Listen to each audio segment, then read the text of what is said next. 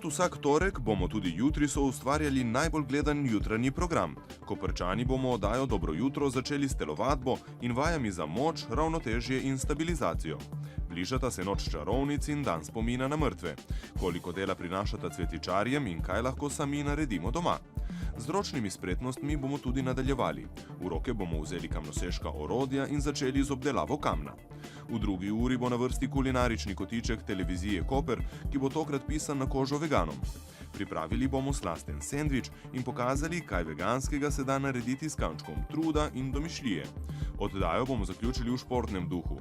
Pogledali bomo, kakšni so obeti pred sredino kvalifikacijsko tekmo moške rokometne reprezentance v Kopru. Bodite z nami!